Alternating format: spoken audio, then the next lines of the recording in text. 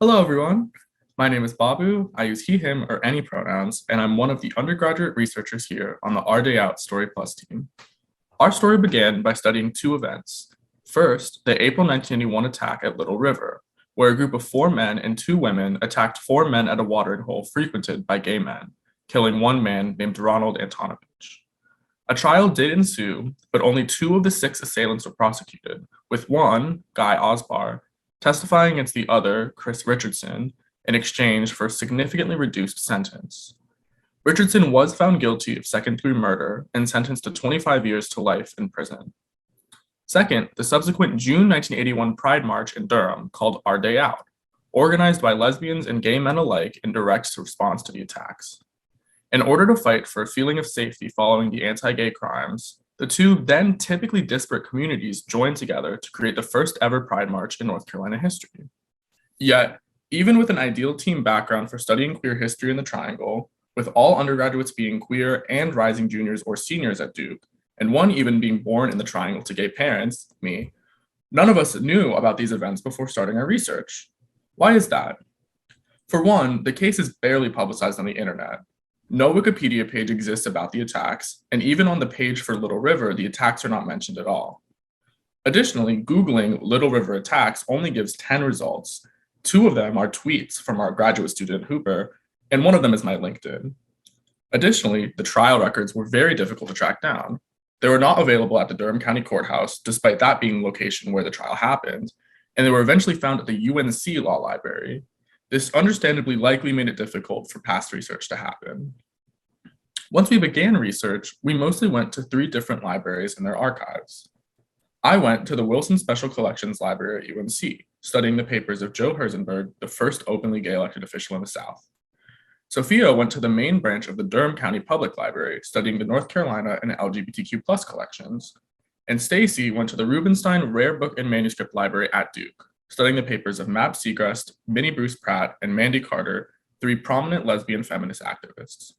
We also, perhaps surprisingly, found valuable resources on the internet, including the ongoing criminal records of the Little River assailants, digitized queer newspapers going back decades, and even a book written by the widow of Ronald Antonevich. My key takeaway of this research was the importance of memory. Throughout our different archives and findings, one thing consistently ran true: that remembering something holds power. This can be shown in positive and negative ways. Positive in that we are collecting resources and what is essentially a preservation of memory, but negative in that one can see selective and even weaponized memories in some of the sources. It's not our job to place value judgments on memories, but rather to organize these memories together. With the appropriate context, our story has made itself clear, but not without a lot of work. Hi, everyone. My name is Sophia. I use she, her pronouns, and I'm also one of the undergraduate researchers. As Babu mentioned, we spent our time going to the North Carolina Collection at the Durham County Public Library, the Rubenstein Archive here at Duke, and Wilson Library at UNC-Chapel Hill. Each archive had a bit of a different focus, which was super helpful for understanding the events, as well as how people at the time thought about what was going on. Wilson Library focused a lot on the 1981 Chris Richardson trial, as well as the political activism going on in Chapel Hill.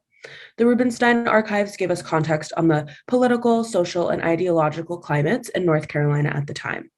Finally, the Durham County Library had information on the various marches going on in the 1980s and the way that the queer community was forming socially and politically. As a group, we went down to the Little River with one of the victims of the attack, Michael Penny, and we were able to get a feel for the physical landscape and beauty of the river itself. Finally, we conducted oral histories with three prominent figures within the part of the story that we've been researching, and we were able to hear how time has impacted their memory of the events. Throughout our research, some new questions began to guide us. A lot of them consisted of questions about community and family, especially as gay men and lesbians started to work together again politically after decades of separatism.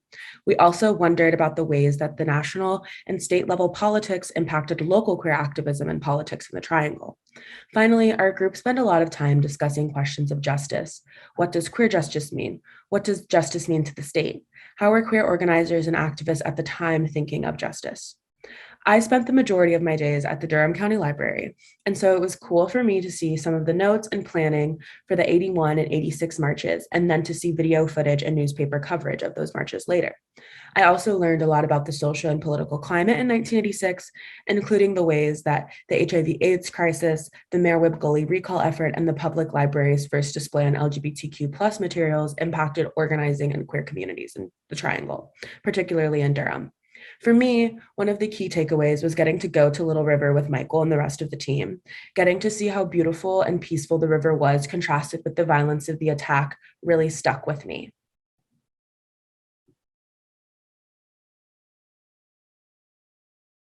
Hello, my name is Stacy. I use they, them pronouns, and I am also one of the undergraduate researchers for the Our Day Out Story Plus project team. Through an investigation of Minnie Bruce Pratt, Mandy Carter, and Mab Seagrass papers and correspondence, as well as newspaper clippings from local and national publications, I have been able to paint the socio-political backdrop of our project. With a heated presidential race between Ronald Reagan and Jimmy Carter, and intensifying new right with a resurgence of the Ku Klux Klan and an emerging coalitional leftist politic, Durham in the late 70s and early 80s was characterized by fierce contention. The biggest highlight from my research experience was being able to interview Mab Seagrass herself for an oral history and learn from an influential queer activist. We've approached this story as an examination of collective and divergent memory. Our project medium, a Prezi presentation, replicates our act of queering archival research by interrogating historical moments outside of the normative chronological framework. As LGBTQ people lived outside hegemonic social boundaries, we too had to conduct and present our research in a way that rejected boundaries to fully comprehend the queer lives within the archives.